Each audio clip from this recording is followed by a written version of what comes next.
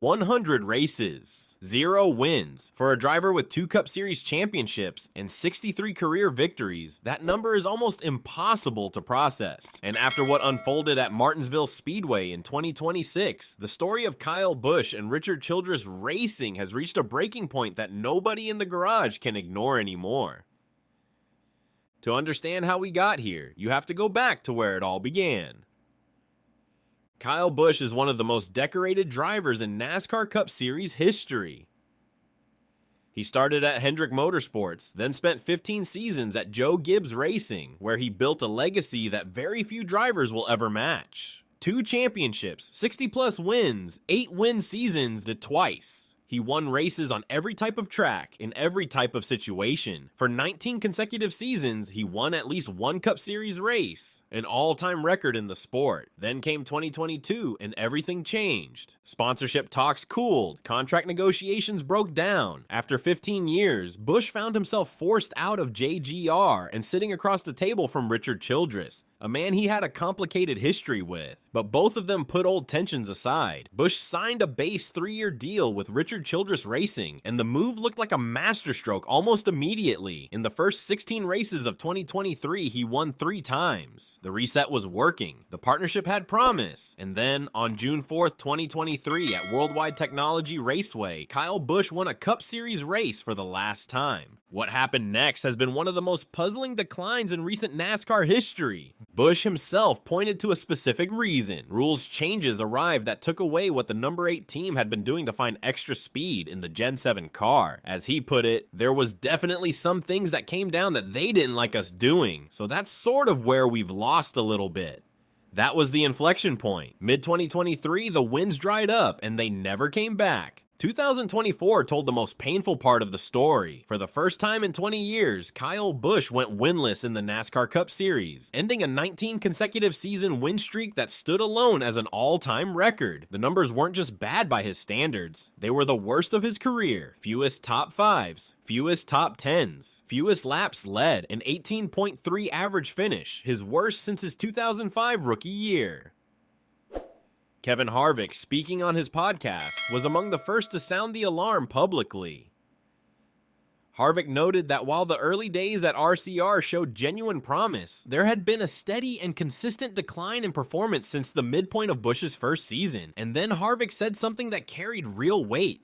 He is worried about how this ends. That is not someone throwing out a take for content. That is someone looking at data, looking at results, and expressing genuine concern. Part of what makes the struggle harder to solve is the next-gen car itself. The car, introduced in 2022, gives teams far fewer tools to adjust to fit a specific driver's strengths because many parts are supplied rather than built in-house.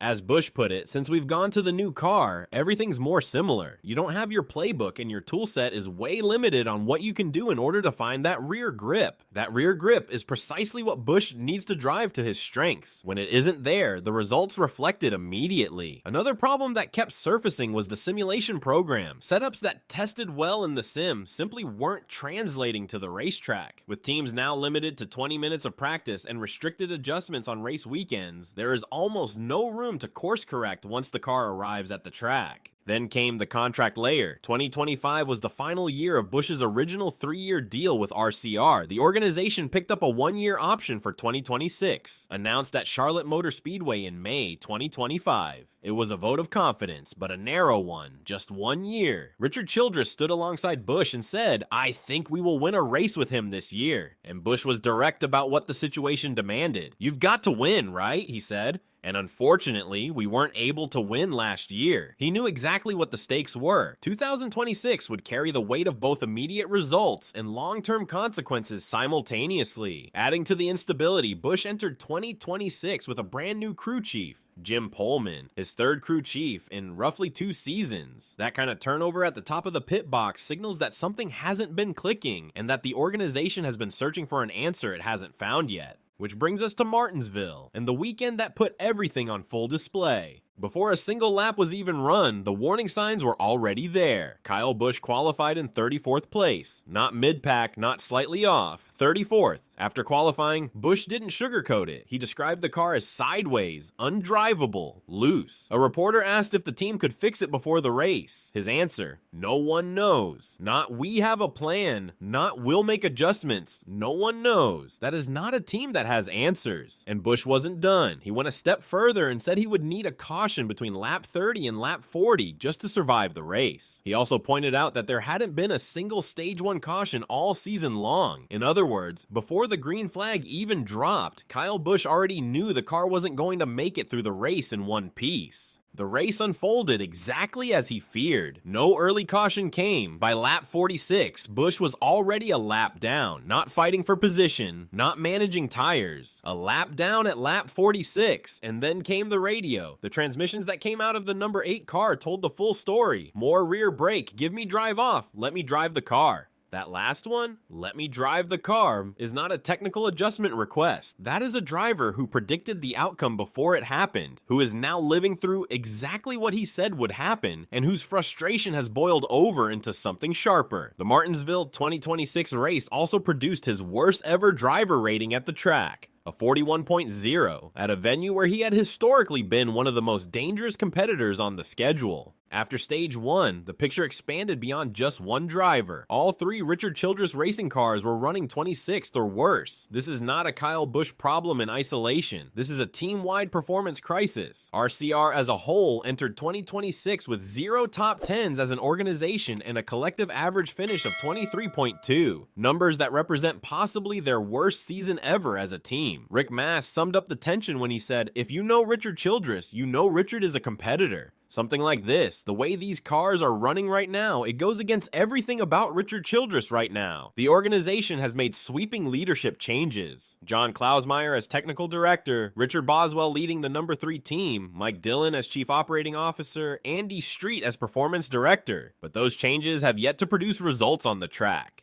The mental dimension of a stretch like this cannot be separated from the performance data. Brad Keselowski, who lived through his own 110-race winless streak, offered one of the most honest assessments of what a drought like this does to a driver.